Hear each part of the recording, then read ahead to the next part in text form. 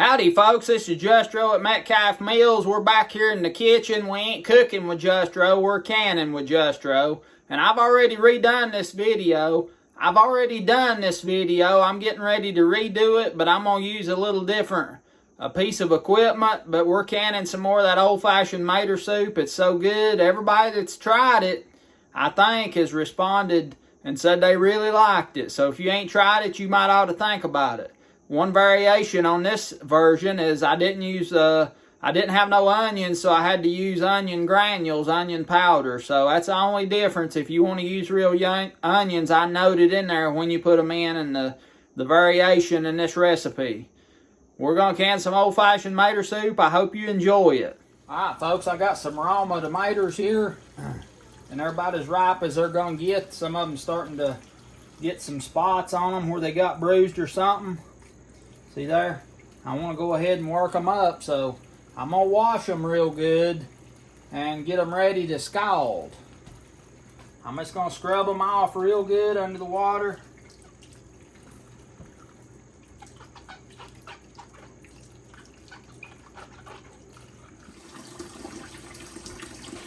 First thing we're going to do is heat us some water.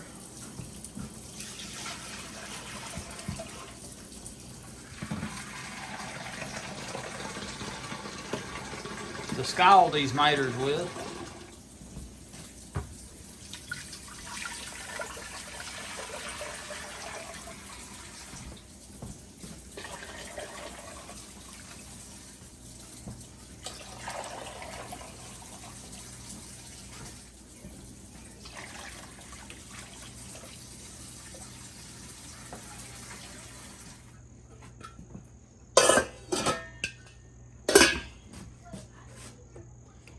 And we'll heat it till it's boiling.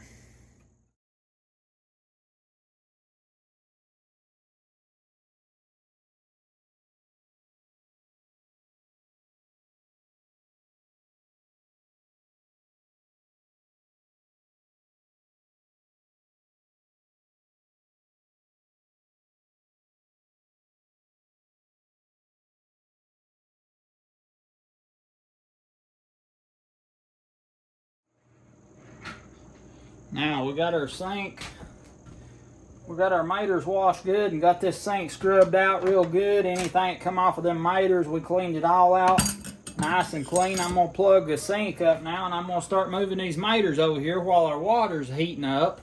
And I'm going to put them in there as tight as I can to stack them in there real tight. And so they'll be down below the top of the sink and I can scald them all at one time.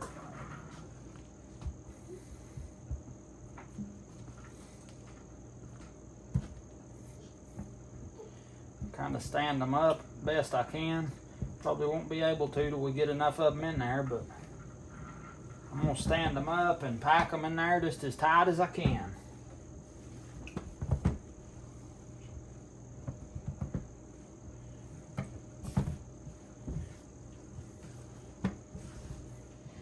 Pack them in there just as tight as we can get them. Hopefully get them all in there and be able to scald them all at one time. We got them all in there pretty tight. There's a few of them up. We may have to roll them in the hot water a little bit, but I believe we can get them right there like that. Water's starting to boil, so we're ready to get it. Got to be extra careful with boiling water because you get scalded to death. And it can jump it out on you too. These maters like this.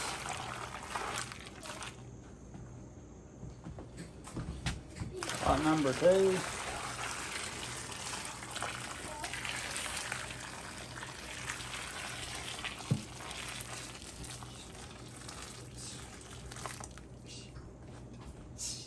I'm going to put this pan over top of here just to kind of help hold the heat on them a little bit, them upper ones there.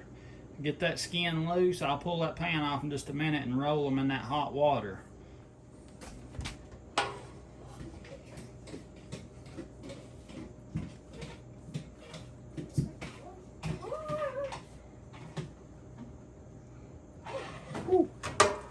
Alright. We'll let them sit there a minute or two. Start checking them, see if the skin's loose or not.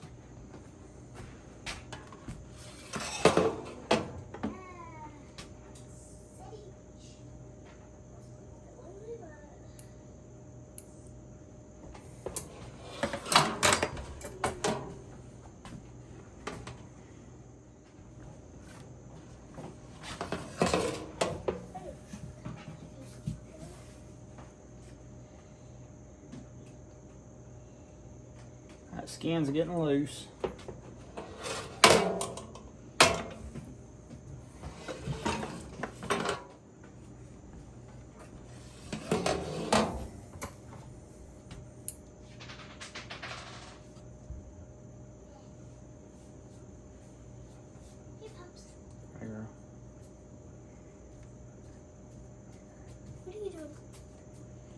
Now you see how that skin is turning loose? See there? That's what we want. That's what we want.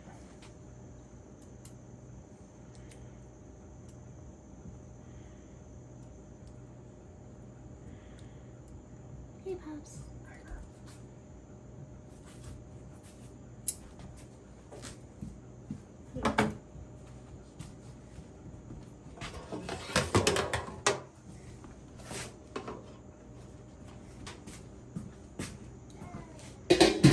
When they get done like you want them, you check them like that, and sometimes for real ripe, the skin will split on them, and you can tell that way. But take these tongs and fish down here, pull the drain out, up her back up, cold water. That cold water will shock them good. See that right there? See how that skin's rubbing off? That's what you want. Look at there. See that?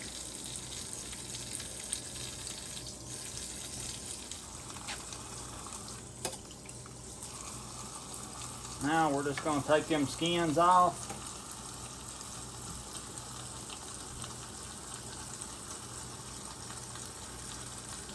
Any bad spots we see, take that off. Cut the end of the core out.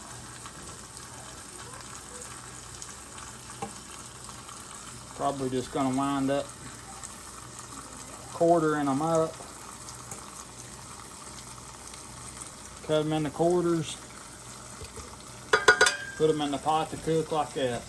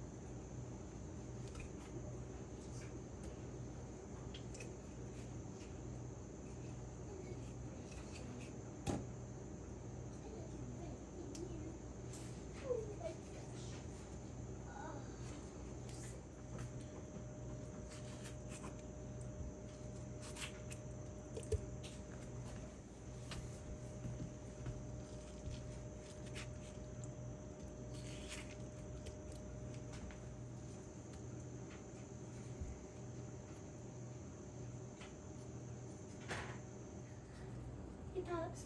Hey girl. That plane. I don't know what it was, huh? We're about to get us a full pot here to cook down. Cooking maters, you want a thick bottom pot, stainless pot, if you can get it with a thick bottom. Because this soup, if you ain't got a thick bottom pot, sometimes it's hard to keep it from scorching. You scorch it and you ruin it, and it's got some flour in the recipe, so you don't want it to get scorched. But these are ready to put on the stove now. Turn them on. Put a cup of water in there just to keep them from sticking until they start cooking and get some of their own juice out.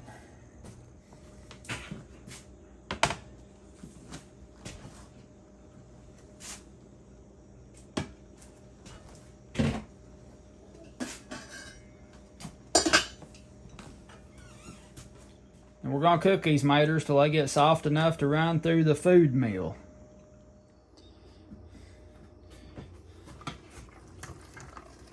We got all our maters cooked, and now I'm just putting them through this little food mill here.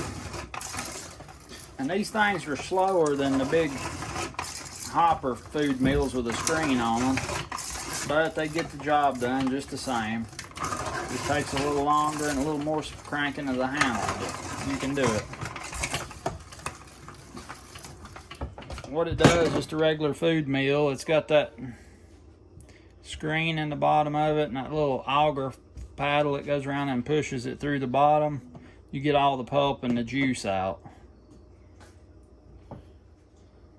You have to dump the pulp out and the seeds when you get done. Somebody said they dried them seeds in pulp and dried them on a dehydrator or something and let them dry and ground them up and used them to flavor stuff with. So I ain't never done that. I might do it. I don't do that with the skins unless I grow the tomatoes. So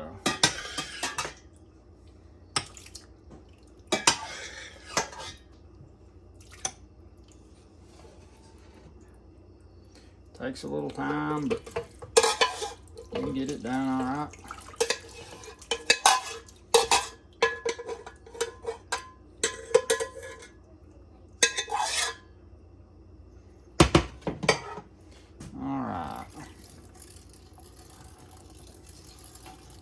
Now this little thing right here, my mother always called it a colander. I don't reckon that's, if you look at a modern name for something, that's not what it is, but that's what mother always called it. But if you're looking for one of these nowadays, you'll have to look up a food mill, because that's what this may be called. A Foley food mill is what it's called. And when you get a bowl full, you just take it over here and dump it. Come right back and start grinding again. You have to run it in reverse because it'll get slicked up with seeds and pulp, and you'll have to run it in reverse and get it started again. Just like that.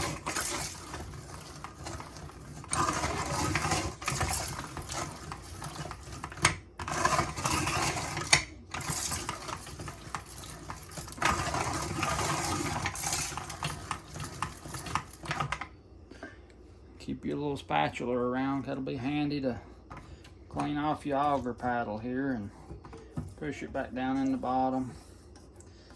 You want to squeeze every bit of pulp and juice you can out of it, and you have to keep going over it to get that done with this piece of equipment. It's slower, but the big food mills, it works so good. Like I used in my other video, I wanted to use this one in this video because that way it'll show you no matter what, you don't have to have one of them big screen type food mills to make this tomato soup recipe. So I wanted to use both kinds. I just cooked them tomatoes till they was all the way done. Real done, so they'd be easy to grind up here, see. If you don't get them good and done, you'll have a real time on your hands trying to run them through this thing, because they'll just slide around and not get crushed. You can see every time I reverse that thing, it goes down a little bit.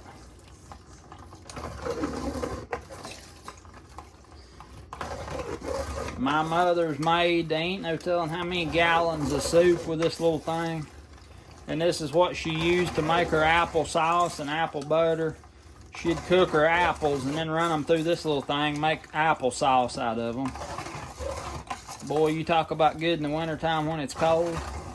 She'd get them Wolf River apples and make that apple sauce out of them. And man, you put butter and I could put some sugar in that apple sauce, and you talk about good.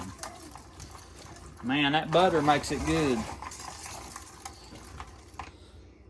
I hope we can get some apples and make some applesauce this year, because it's, I don't know how high apples are going to be this year. Probably like everything else, high as a kite.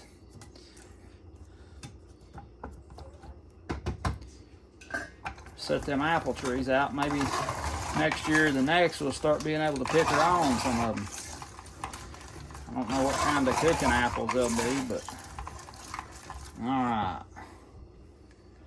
See right there how that Gets all that pulp and everything.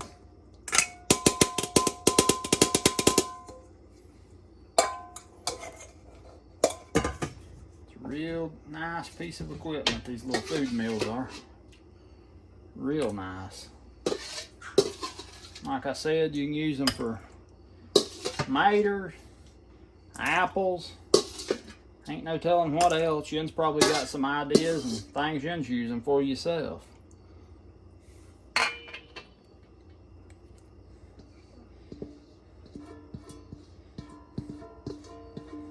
So after this bowl now, I've just got one more pot of maters that I cooked to grind up, and we'll be good to go. I'm getting it all ground up.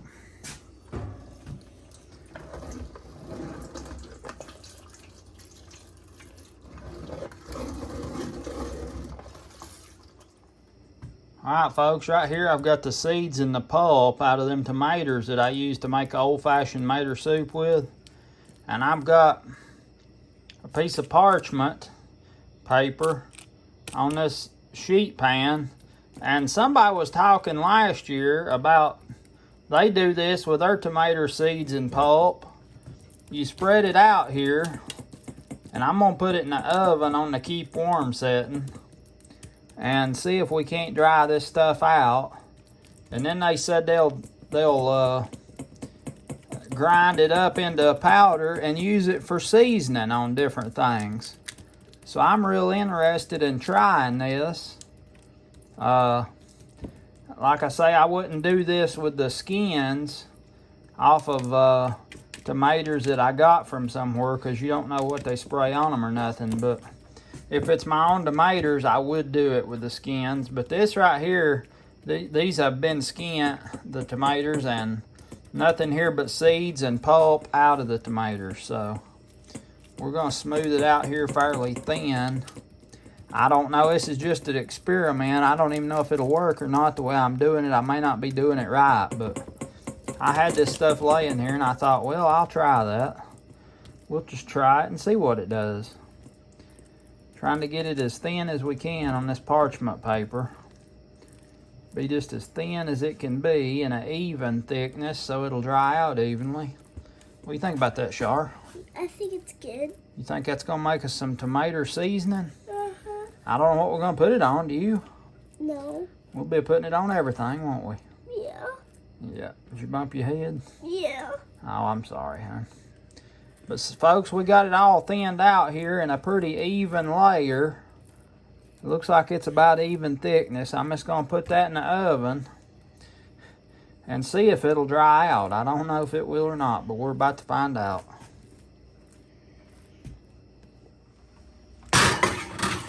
Put it right in there and dry it out. All right.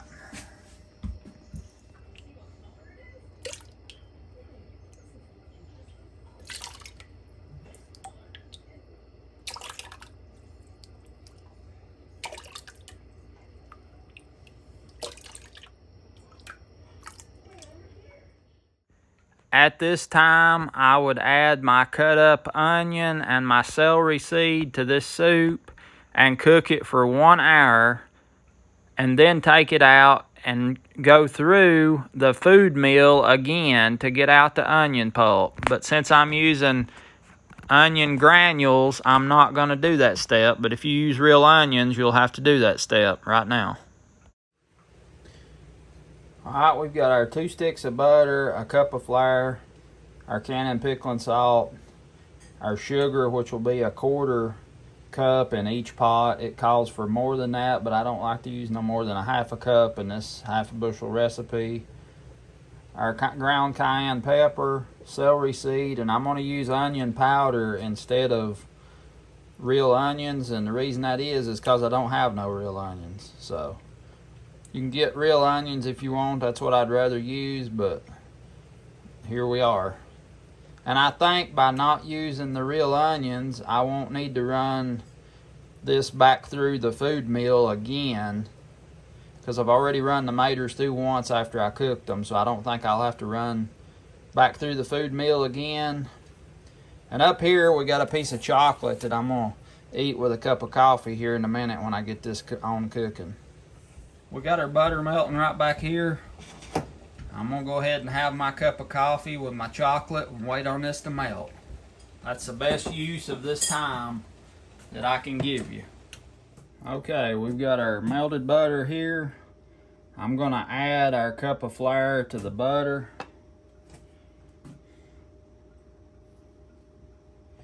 Real easy so it don't make a mess.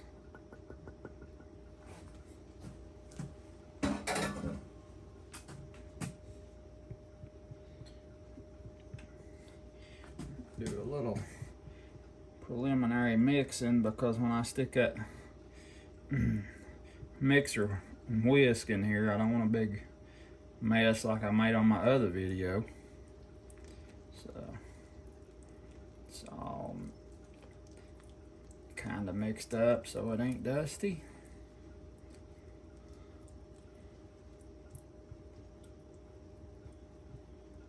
Just use our little hand mixer to make it smooth.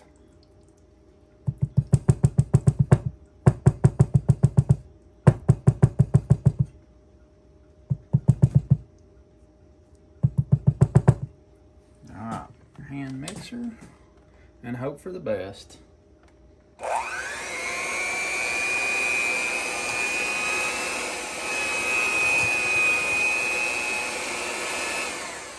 Alright, I'm happy with that.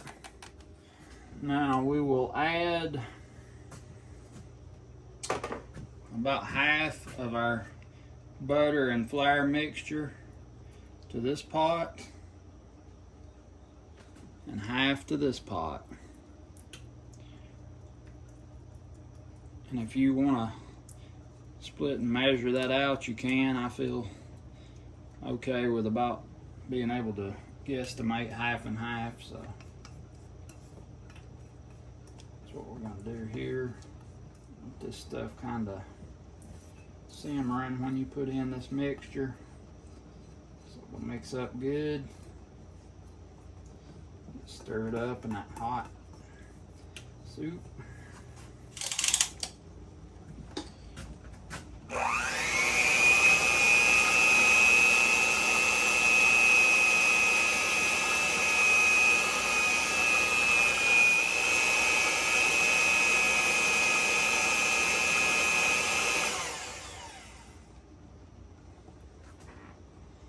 Same thing over here.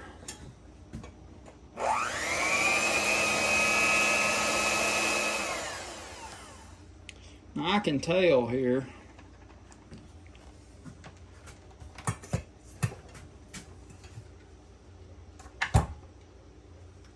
get this pulp off back in our soup because that's something we want in there for sure. Get all of our pulp off of our, there we go. I can tell here that this pot is thinner consistency than this one, and reason being, when I poured the total out of the big stainless bowl that I had it in, I probably poured this pot first, and the heavier, thicker pulp was on the bottom, so this pot turned out thicker than this one. So I'm just gonna mix them up a little bit and try to get a more even consistency out of them. I'm gonna do that like this. I'm gonna dip some of the thick, pour it in over here on this side, dip some of the thin, pour it in on this side, thick, pour it in on this side, thin, out of that side. Do a little transferring of consistencies here and try not to make a mess while I do it.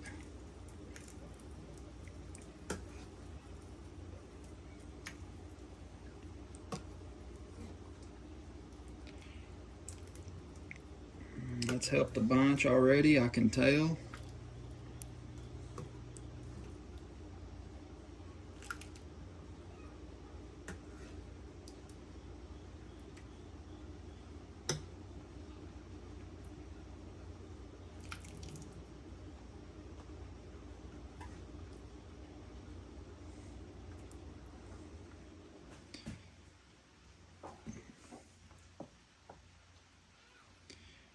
gonna add,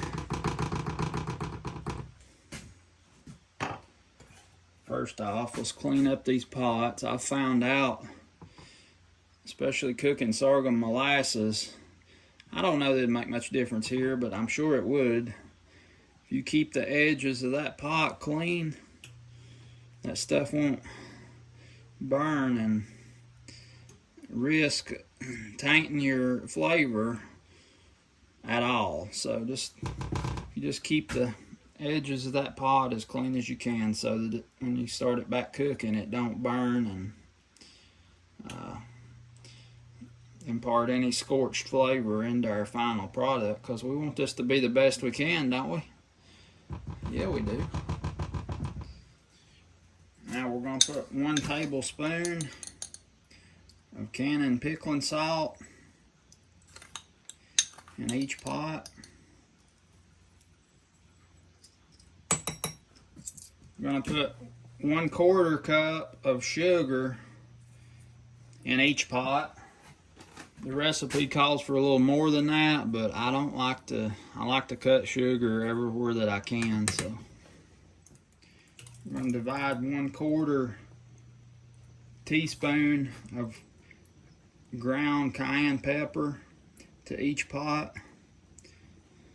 Divide 1/4 teaspoon between the two. 1 tablespoon of celery seed to each pot.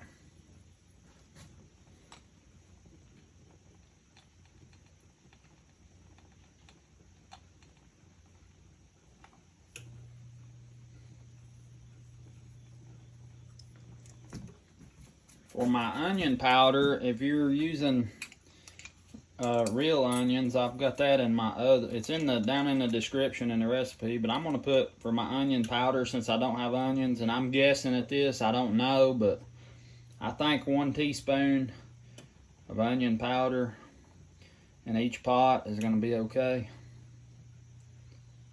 Well, let's go with a little less than that. Let's go with about a 1/4 teaspoon of onion powder in each pot. I'm not too big on onions if they're strong. I mean, I like them seasoned, but not strong. Now it's time to get everything mixed up again.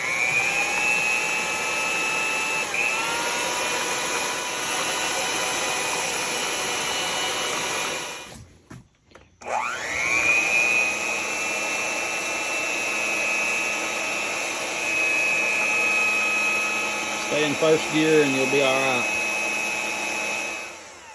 All right. Go ahead and give this a good stirring and clean the top of the pot off again. We'll turn our heat up just a smidgen to get it to simmering, and we're going to simmer this stuff for 20 minutes. And you got to be careful. It's imperative right now that you keep this on a very low simmer and you keep it stirred, because we've got sugar in here, we got flour now, and this, if scorch is in the bottom, it's going to ruin the flavor of your soup. I have scorched it, and it's not near as easy to eat. So make sure you do not scorch your soup right now, from now to when you put it in the jar. Clean the top of the pots off so it won't scorch or burn up here.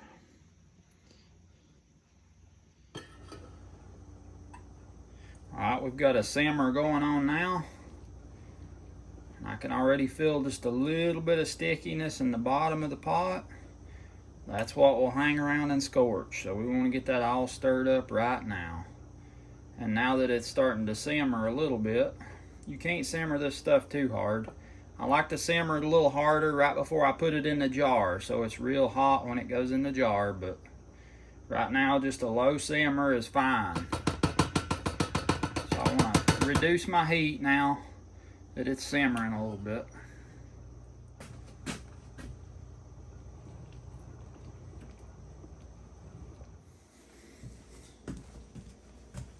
Now, take this pulp and seeds out that we got drying in there and set our oven on.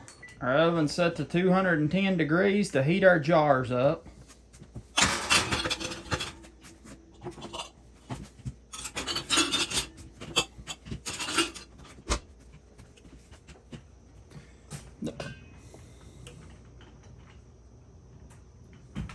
Don't forget to stir this often because it will scorch before you know it. Keep stirring it.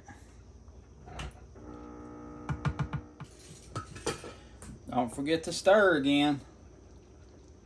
Keep it moving so it won't scorch. Every 2 or 3 minutes during this short little time here. We've got our flats back here on the warmer staying hot. Got my rings right here in the sink staying hot. Alright, time to jar this stuff up. Hot jar. Funnel. Heat my dipper up.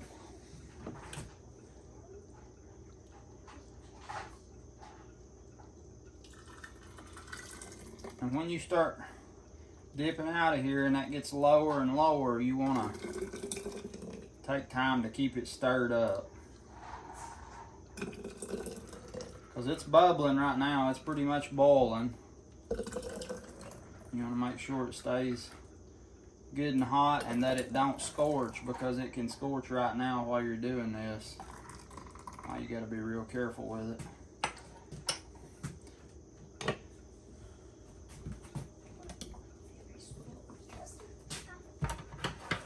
My little magnet jar lid lifter has broke on me and I didn't have time to fix it, so use the old tongs. Get a hot ring, tighten it up pretty tight.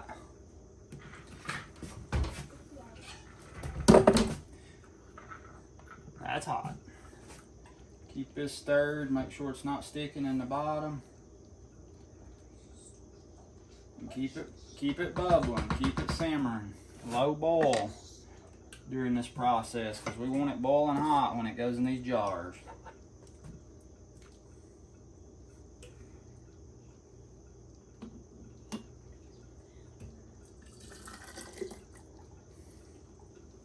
I didn't wipe my jar lip on that last one.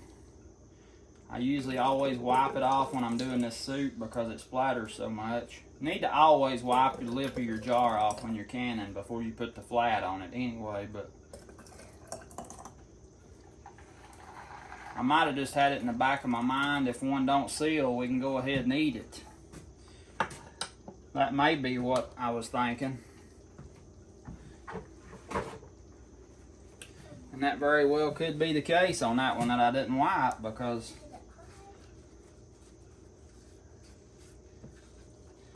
like real good.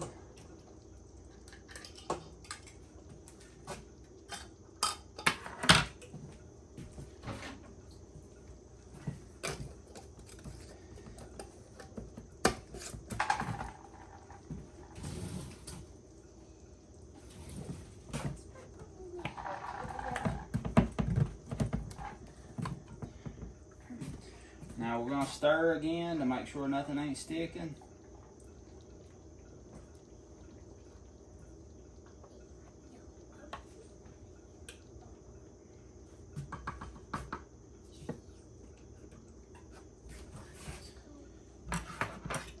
Another hot jar.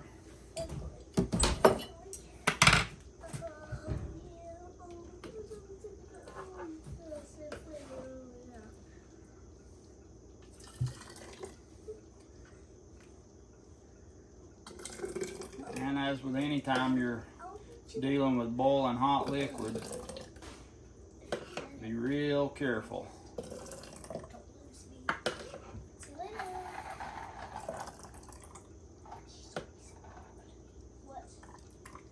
I'll open one of these quarts at a time in the winter for me and Charlotte and Virginia.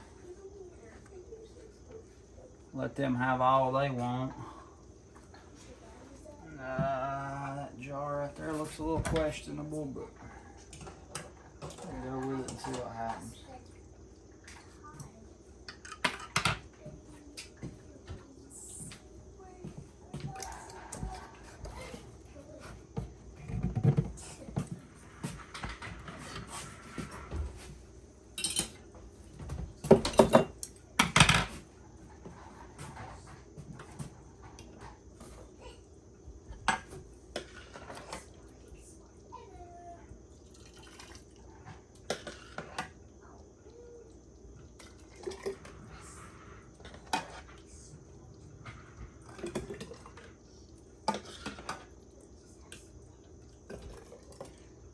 when you're doing this without water bath or pressure canning, you do want to make sure your jars are sanitized ahead of time.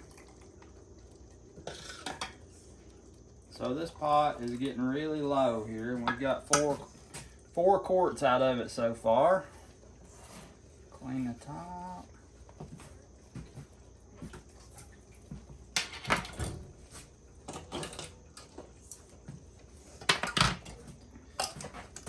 Key to this kind of canning is make sure everything is hot. Rings, flats. We're getting down in the liquid here. We might have enough for one more jar, maybe not a full jar. So we'll make sure that don't stick here at the last minute.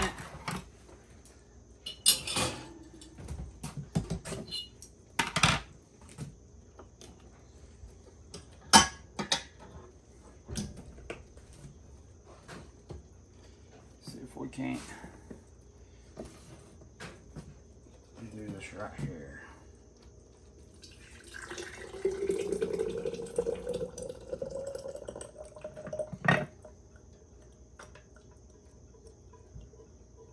A little bit stuck on there, but we won't scrape it off. We'll just get what's loose and leave what's stuck on the bottom of the pot right where it's at. We don't want that in our jar if it's stuck. There's a chance it could be scorched. See there? Didn't hardly have enough, so we'll dip a little bit over here out of this pot that's boiling. Finish this jar off.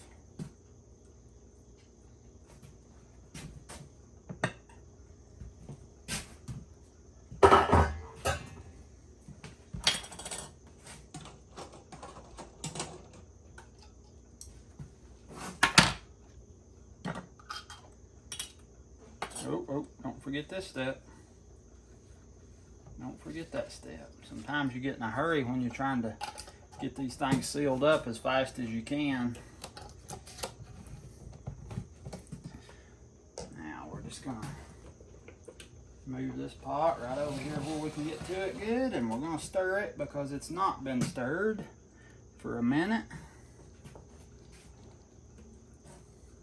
Feels good. I don't feel no abundance of sticking, so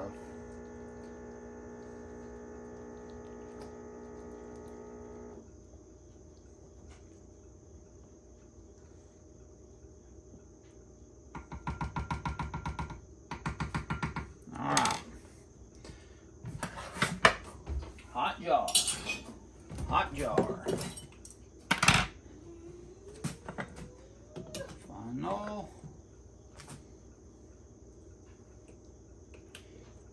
Keep it boiling, people. Keep it boiling. That's the secret. It's boiling when it goes in your jar. That's why we don't have to water bath and we don't have to pressure can. That's why this works so good. It's boiling hot when it goes in there, and it'll seal itself.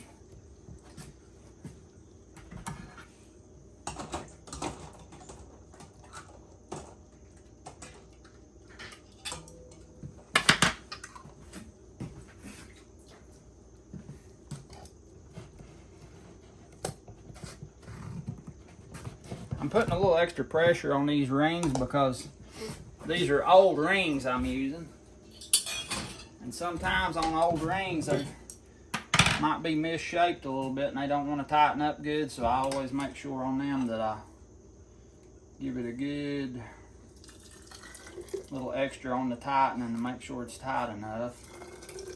And you can tighten these down a little more than you normally do for water bath and stuff, because they're going to be done when we get them over here and cover them up with this towel. All they got left to do is cool and seal, so. And that'll be that. And like I said, this soup's so good. It may just be, this stuff's so good, it may just be your subconscious making you forget to wipe them rims of them jars off.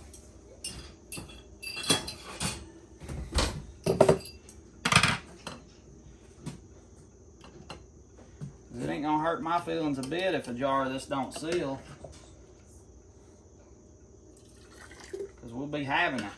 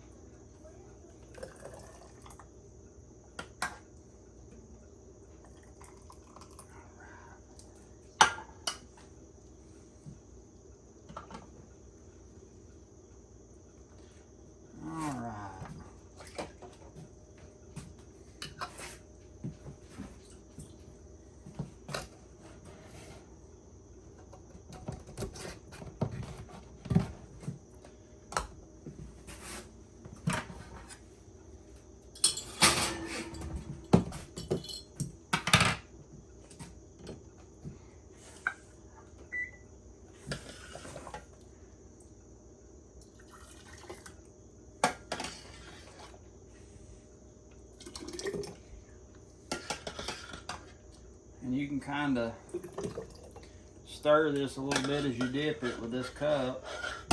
Keep it broke up when you get down low like this. Keep it off of the bottom.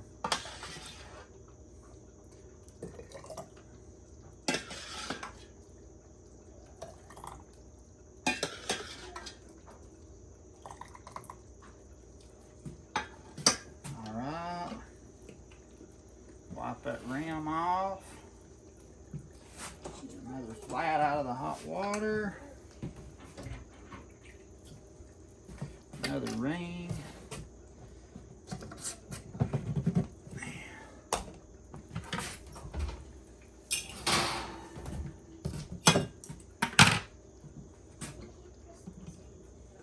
Go ahead and cut that off for now, because it is a boiling.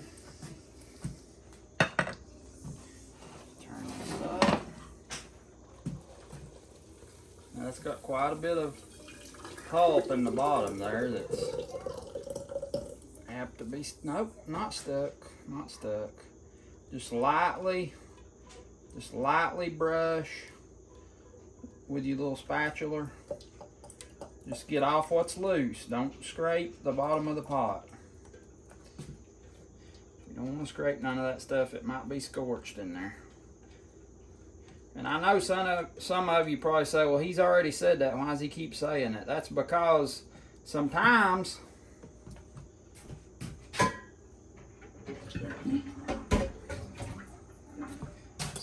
you can say something and somebody don't catch it. And I just want to make sure that it don't cost me nothing to say something 2 or 3 times, but it might cost you something if you didn't hear me the first time. So that's why I do it. I'm gonna wrap these little jar babies up here in a towel and let them sit there where it's warm and sealed. Got a little tomato sauce on the towel from the last time. Maybe that'll be good luck.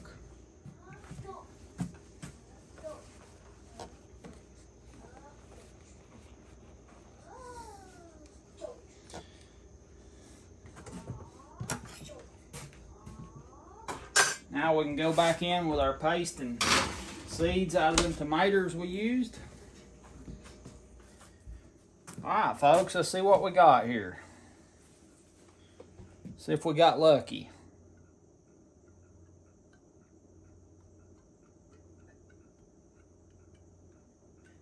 Dadjimmit, they ever one sealed. And I even used one old jar that wasn't in good shape. Dadjimmit, I was hoping that'd be one that wasn't sealed so we could eat it in a day or two. I'll be handling these pretty rough till I get them to the canning room. Maybe I'll get lucky yet. One will come unsealed and we'll get to eat it. I'll keep them crossed. Yeah, Shar, keep yours crossed too, girl. Yeah. Young'uns, I hope yous enjoyed canning this tomato soup with me. I'm sure glad I could share it with you. Now, you help me keep your fingers crossed that one of these jars will come unsealed and we'll get to have it for supper one night this week. I usually like to let my jars sit around here as long as I can, as long as they're not in the way too bad, and just watch them and see. And if any of them's going to come unsealed in the first few days, why, we can catch them and eat them and they won't ruin. But I don't want to take hot jars right straight to the canning room anyway. I like to let them cool off and rest for as long as I can in the kitchen, as long as they ain't in the way, and that way you'll know if anything changes with them. Hit that like button if you will. Subscribe if you ain't already. Tell your friends about me. Try to can you some tomato soup if you're able. This is Justro at Metcalf Mills. I look forward to seeing yous next time.